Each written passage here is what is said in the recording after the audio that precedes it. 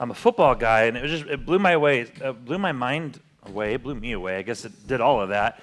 How cold some of these games get. I don't know how many of you guys follow the NFL playoff games, but yesterday the fourth coldest game in football history was played in Kansas City, and I think they started at 7 o'clock their time, I think. By the time the game got to the coldest, it was minus 7 degrees normal temperature with a minus 28 wind chill. Yeah, there was concerns of people were like, they shouldn't play this game.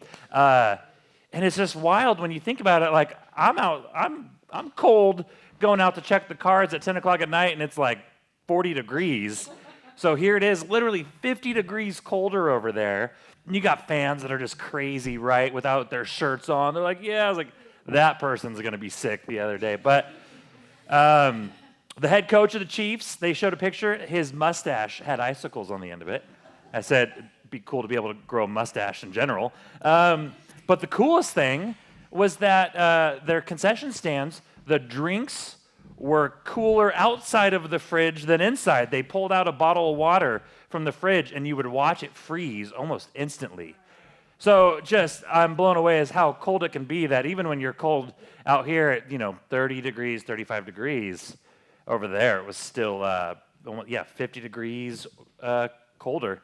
Luckily, to my knowledge, nobody got super hurt, which you're afraid of. A helmet did break, though. 2 helmets collided, and one of them shattered. So yeah. Anyways, I just that was fascinating. We get the joy. If you were here with us last week, right? We talked about sex and Paul's words on sexual relationship amongst married couples and kind of addressing the sexual concerns that were happening. I had to question whether or not I taught on it correctly because I didn't walk away with any big foible or mishap. One of the other pastors said something from the front that apparently had the whole church laughing. I'm not gonna share it, but I was like, man, did I not talk about it enough? If I didn't get a chance to step in any trap, but who knows? If I talk long enough, something bad happens. So we're kind of in this three-parter, right? That was part one. Today we're stepping away from talking about sexual relationship. Now we're talking about marriage and divorce. And then next week is going to be more of Paul's words on singleness. I think three things, right? Sexual relationship, marriage, divorce, and singleness are really prevalent in our church, and I think we need to talk about it. And my prayers have been that, again, as always, today you guys hear the word that God has for you specifically. So if you've been around long enough, you know that I have a little bit of an infatuation, not necessarily with Taylor Swift herself, although I think she's an amazing artist and she's done a lot, but her impact on culture. She recently got voted as Time's most influential person, and in my opinion, it wasn't even close. Although it was weird.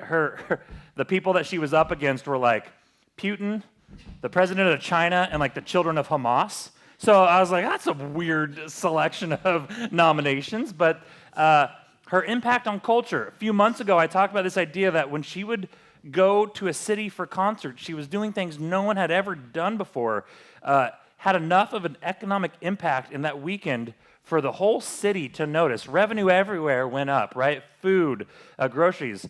Where one person could sell out a stadium for one night, she was setting records of selling out stadiums 3 nights in a row. We're talking football stadiums. She wouldn't go to basketball arenas because they're too small. She needs 75, 80,000 seats.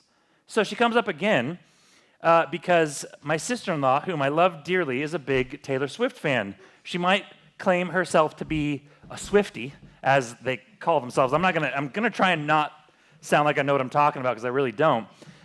But she's been to a concert, so I think it counts. And so I was talking with her. I know enough about Taylor Swift to know that what Taylor Swift has is an influence. So she's got about 240 songs, I think, that are like recorded and sold.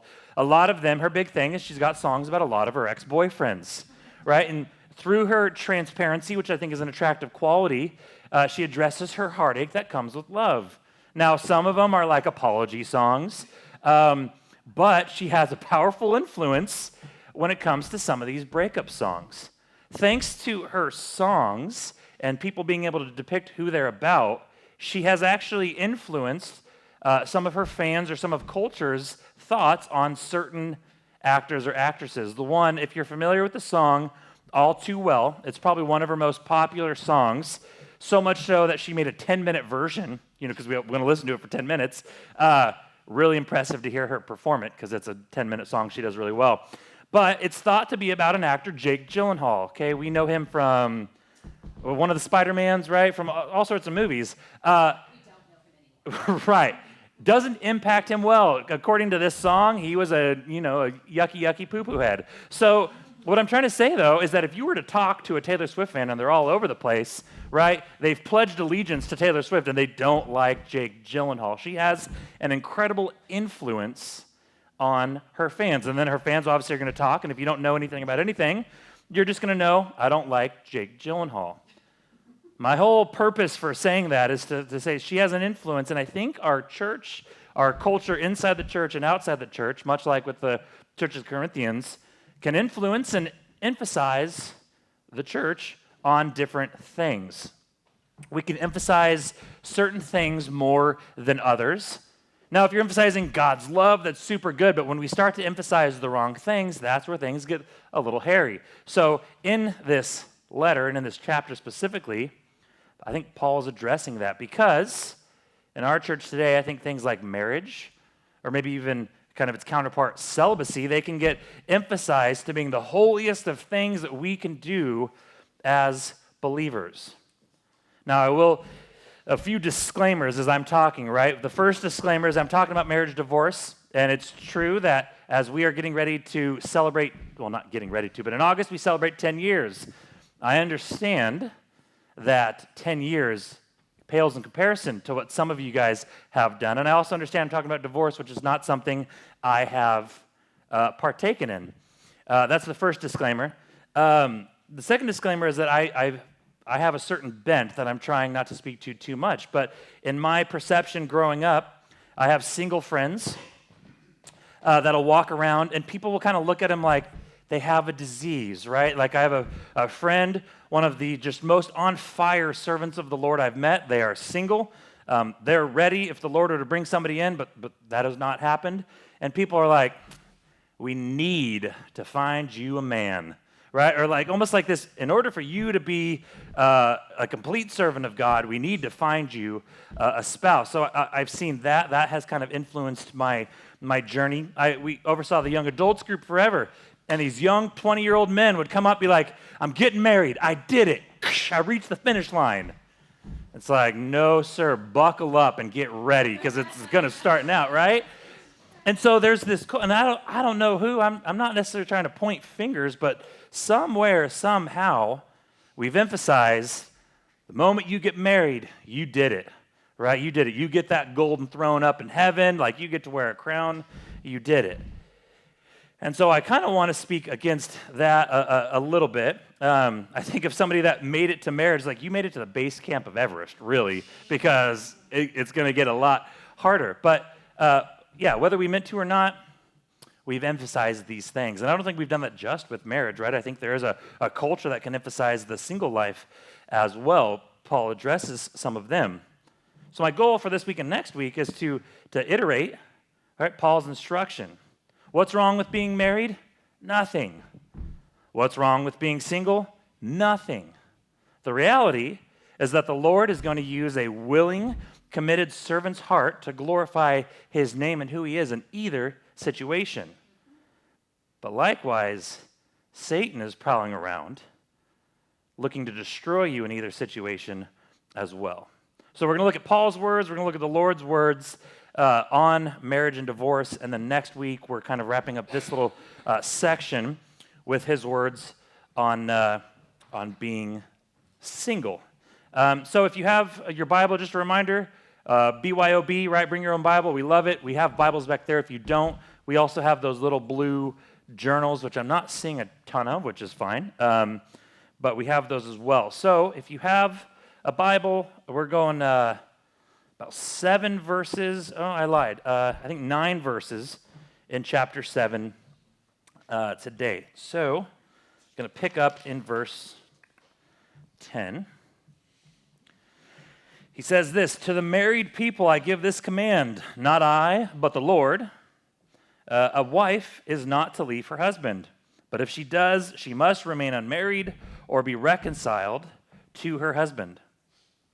And a husband is not to divorce his wife, but I, not the Lord, say to the rest, if any brother has an unbelieving wife, and she is willing to live with him, he must not divorce her. Also, if any woman has an unbelieving husband, and he is willing to live with her, she must not divorce her husband. For the unbelieving husband is made holy by the wife, and the unbelieving wife is made holy by the husband. Otherwise, your children would be unclean, but as it is, they are holy. But if the unbeliever leaves, let him leave. A brother or sister is not bound in such cases. God has called you to live in peace. Wife, for all you know, you might save your husband. Husband, for all you know, you might save your wife." We're going to jump to the last two verses of this chapter 39. A wife is bound as long as her husband is living. If her husband dies, she is free to be married to anyone she wants, only in the Lord. But she is happier if she remains as she is, in my opinion. And I think that I also have the Spirit of God. I like how we really hear Paul's personality where he says, hey, this is God's command, not mine. But then he says, hey, this is my opinion. By the way, I think I'm good counsel. So yeah, one thing I forgot, one thing I wanted to do in that beginning was we have this idea, and I don't want to talk out of both sides of my mouth, right? But I've made my case that I think the church has made marriage somewhat of the golden goose. And I think we need to make sure that our hearts are right. But I also think it's worth celebrating how cool marriage can be. So something Michelle and I were talking about, I want to do is, I know we have some couples in here that have been married for a long, long time, and I want a chance to celebrate that. So if you have been married, I would say not to put anyone on the spot, but that's literally what I'm trying to do. If you've been married for over 50 years, can you just raise your hand? All right, yeah. And again, I knew that you guys were going to raise your hands. I mean, again, 30 is cool. Rach and I come from families that never saw over 20 until they hit divorce. But how cool. So as I talk about kind of making our hearts right and really being content with the Lord has us, here we have examples. I mean, you don't happen like to fall on 50 years of being married. That just doesn't happen. So you guys can bet. And a lot of you that have 30, 40, 25, Rach and I are going to be coming to you for advice for sure. So I believe if you have our notes, no mystery. I'm pretty sure I just put the few things we're talking about. How I've liked to go through these, what Paul is saying, kind of why he's saying it. So, hey, what do his words mean? What's the context? And then what can we take away? And I celebrate the fact that the Lord is going to give you that takeaway. Maybe it comes through my words. Maybe it comes through a word he gives you. So the first thing, what Paul is saying here, well, he reemphasizes Jesus' words in saying that marriage is permanent. Going to an interaction that Jesus has in Mark 10, verse 2, says this, some Pharisees came to test him, asking, is it lawful for a man to divorce his wife? And if you're unfamiliar with Jesus, that's what the religious leaders did a lot. They're like, hey, we got this trap question for Jesus. If he says this, he's going to be kind of a hypocrite. If it says this, he's going to be a hypocrite. We got him. But classic Jesus, he gives an answer that satisfies the question and doesn't leave him being a hypocrite. He says, what did Moses command you? Well, I said, Moses permitted us to write divorce papers and send her away. Jesus told them, he wrote this command for you because of the hardness of your hearts. But from the beginning of creation, God made them male and female. For this reason, a man will leave his father and mother. The two will become one flesh. So they are no longer two, but one flesh. Therefore, what God has joined together, let no one separate. I've officiated probably about 10 weddings in my life, and that verse or that phrase, what God has joined together, let no one separate, has been recited in each one because I think about that, how important the marriage covenant is between two believers. I think, man, we say it lightly, but what God has joined together, let no man separate. That shows his intention for what that marriage covenant was meant to do. It was meant to be one, true unity with each other.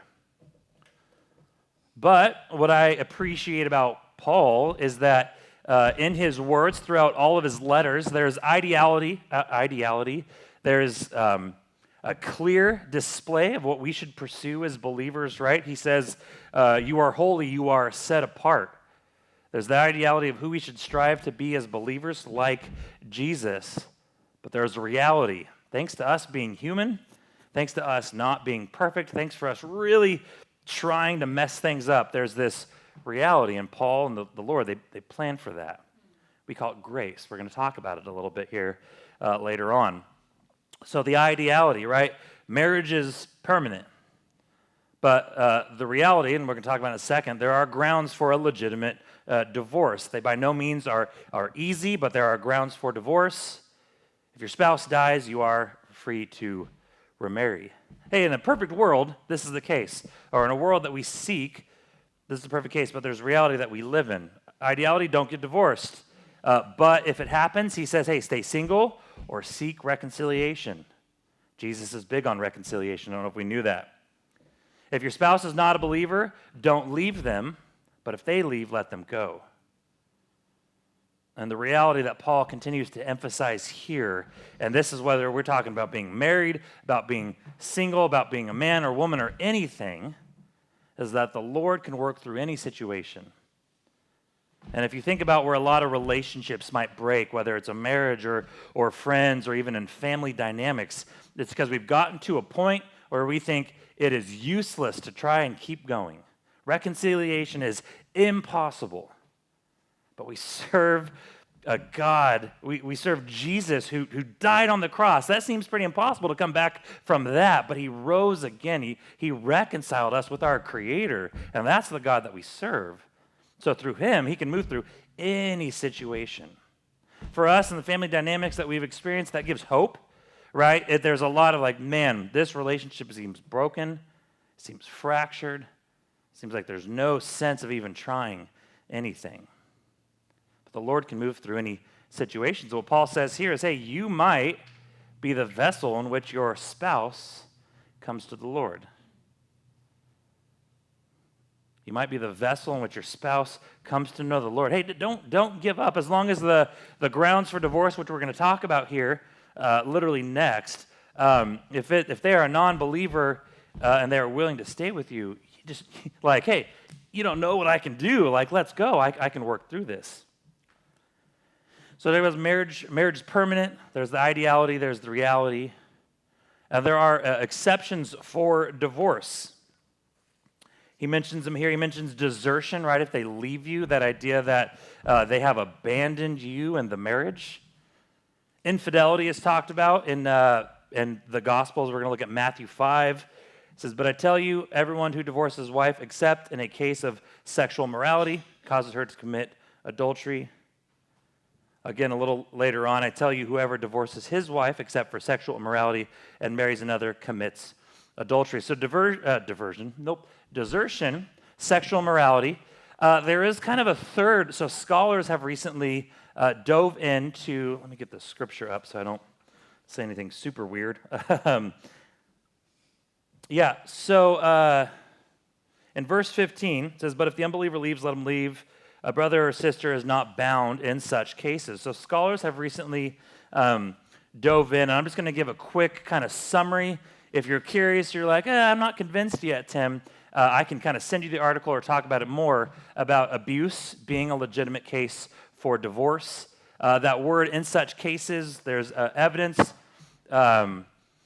in, let's say, kind of ancient writings to imply that in such cases wasn't referring to cases just like desertion, but situations that would yield a similar result, being that situations that have harmfully destroyed a marriage. So one could make the case that abuse is a third kind of reason for legitimate divorce, but that creates some potential problems. What counts as abuse, right? And our divorce is happening at the slightest example of abuse. So what I want to kind of follow up with that, sorry, I'm thinking while I'm talking, which is always dangerous, is that it's clear that these exceptions, whether you want to call it 2 or the 3 exceptions for divorce, it's pretty clear throughout Scripture that the exceptions should follow an exhaustive pursuit of reconciliation, right? An exhaustive pursuit. Now, if you're sitting there and you're just waiting for your spouse to cheat on you, or you're waiting for them to leave, or you're creating an environment where you want them to leave and they leave, or they cheat on you, you say, bam, I'm out. You could probably find that there was some rot or some hard-heartedness going on in your heart well before, and that you both are the problem. Our goal, right, should be our unity in marriage. And so if these things, God forbid, happen, there should be an exhaustive pursuit of reconciliation. I had a friend who got divorced, and it was pretty clear that where both spouses were at, one was kind of ready to be out. They weren't going to stop the conversation until the other person agreed. But it was at a point where they both, if they wanted the marriage to work, they both were going to need to give 150%. But neither of them, because of the division that was created, could give more than 50%. And I shared with the friend who was one of my closest friends, I said, hey, I lament the fact that you guys sought zero reconciliation as far as marriage counseling. I'm not saying marriage counseling is the easy fix-all. And I said, that breaks my heart. Yeah, it does. I didn't know where to go from there, but, Scripture tells us do everything we can to stay at peace, right? Like that. And a lot of people are like, hey, I tried. Well, what'd you do? Told him I was upset. Well, what else? Showed him I was upset, right? Like, we're not going to these exhaustive pursuits of reconciliation. Like, Jesus died on the cross for our reconciliation with God. We need to be willing to kind of commit all that we have, sacrifice all that we have for this reconciliation. So I say that there are exceptions for divorce, but I would encourage us that if these things happen in marriage, that we're not looking at, oh, finally, I get out of jail, right? That's a sign that there's probably something else going on. But it could be an opportunity even just to pursue reconciliation. So why was it being said? The context, normally I start off the part with this, but we're going there now.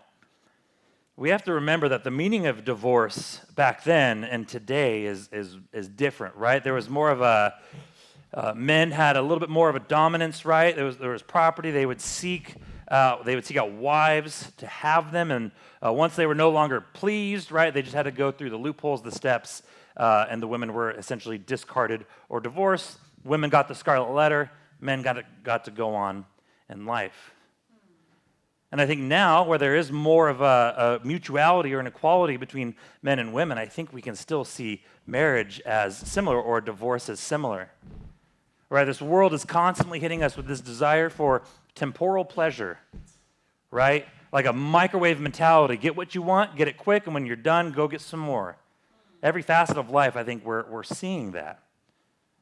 So this idea of entering into a marriage is cool. Like, it's cool until it's not, right? And what I'm speaking to the divorces where they look at each other, and I want to be extra cautious because I understand I'm speaking to people that have been divorced. But if we get to this point where it's like, man, this is hard, I'm out. That's what breaks my heart. Because we see it as an easy out, right? I've heard somebody say, man, divorce should be like $55,000 or whatever. Like, it should be really expensive. I don't think that would really solve anything, but I would wish that it could be harder to be divorced. This idea of living together, being married 25, 30, 40, 50 years, it's kind of in the category of it's old-fashioned. So the context of divorce is different, but yet we still see this idea of like, all right, this is good. It's some people might choose, hey, we're not gonna, till death do us part. That's a pretty strong commitment, right? So another reason, more context to this, right? People he's speaking to a church. They were just immersed in this sexually immoral culture. They're trying to figure out the whole church thing, as some of us do. They're trying to figure out, they're so messy, convoluted as to what's right or what's wrong. That's who Paul's speaking to. So there are people who were married before, but only one of them was a believer in Jesus. So he's speaking to that couple as well. So that couple, they're like, oh, I'm following Jesus, I'm doing it right. Billy Bob over here, or whoever I'm married to, is not. They're a pagan. So if I want to follow Jesus, I gotta bounce, right? And so Paul's speaking to them as well. Says, hey, let the Lord work. Paul's goal, he has a few goals. First one, to continue to reinforce a Christ-honoring lifestyle in every facet, specifically this one, marriage, right? There's commitment, having faith that God's going to work in your marriage and in you as well, and reconciliation. He wants to encourage unity in marriage and not separation. And I do think we see a continual theme throughout Paul's letter of unity in the body, unity as us as a corporate church, unity in our intimate life as well in marriage. In chapter 6, he talks about two becoming one. In chapter 12, he talks about unity in the body, which I'm really excited about. Chapter 13, he gives one of the most famous kind of sermonettes on love and the power of love. So Paul had these goals, I think, as he's writing this letter to the Corinthians as well, to reinforce Christ-honoring way in every facet, because we're so quick to honor other things in life. We're so quick to idolize marriage. We're so quick to idolize how we feel about things. We're so quick to idolize ourselves. He wanted to continually bring it back to honoring Christ in everything we do. So now, well, what does this mean to us? Just a few quick things, right? Well, the purpose of marriage, we see throughout Scripture an illustration of God's love for the church, an incredibly intimate relationship, which is weird for some of us to think about, but God desires an incredibly intimate relationship. He doesn't desire 75% of us or even 98%, which seems like a lot. A full 100% commitment relationship with us. Well, that question of, hey, why do we get married? Well, Paul's instruction here is, well, to flee sexual immorality. It's kind of it's an option. Hey, Paul says, and we'll get more into this next week, like being single is good. There's a lot of cool reasons. But you are weak, we are weak, and if you can't resist the sexual immorality, it is better to get married. Obviously, to multiply, raise up the next generation of believers. But it's important to remember that God calls us to be holy. He calls us to be set apart. That means something in our marriages. That means something in our single lives. That means something in our post-married lives as well. It means something in every facet of our lives.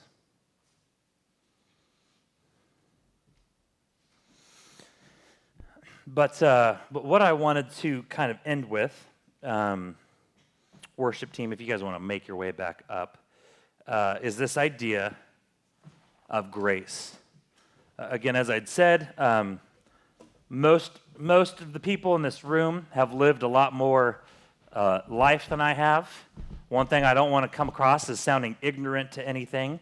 Rach and I in our lives, we're familiar with this idea of divorce. We're familiar with the impact it can have. We're familiar that there's two sides to every story. But it's still clear that divorce is not something that God wishes for any marriage. But the cool thing about the God we serve is that while He reminds us to be committed to each other, the one thing He really lays on us is this idea of grace. And that's the one thing I think I want us to remember as we leave, which is why I'm saving it till the very end. I found it fascinating as I was reading. I referenced it last week, but in 2 Corinthians 12, he says, "My grace is sufficient for you. My power works perfect in your weakness." And I was like, man, of all the things that God could have said, my blank is sufficient for you.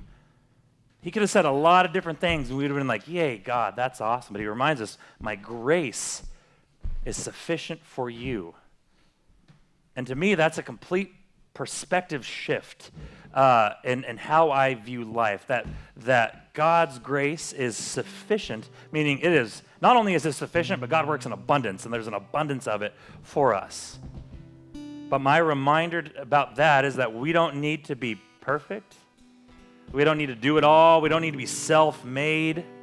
We don't need to live in shame, which can come from maybe a messy divorce. We don't need to live in that guilt. We don't need to always be strong, put on this facade of, hey, I got it. The reality, in Paul's words in 2 Corinthians, we don't have it, but God does, and that's what's sufficient. So again, we'll talk about this idea of maybe being married versus living the single life, but in this married versus divorced, I want to remind us, what's wrong with marriage? Nothing. What's wrong with living a single life? Nothing. But the fact of the matter, God doesn't need married servants. God needs willing servants. Mm-hmm.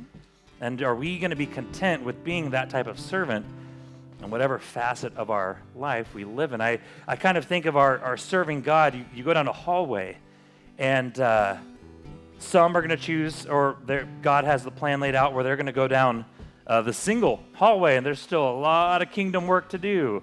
Others are going to go down the married hallway, and there's a lot of kingdom work that can be done. And in that hallway, some are going to go down the kids. Some are going to have the no kid. There's all these different facets in which we can serve the Lord. He doesn't demand that we be married. He just demands or commands that we be willing and available to work as he calls us.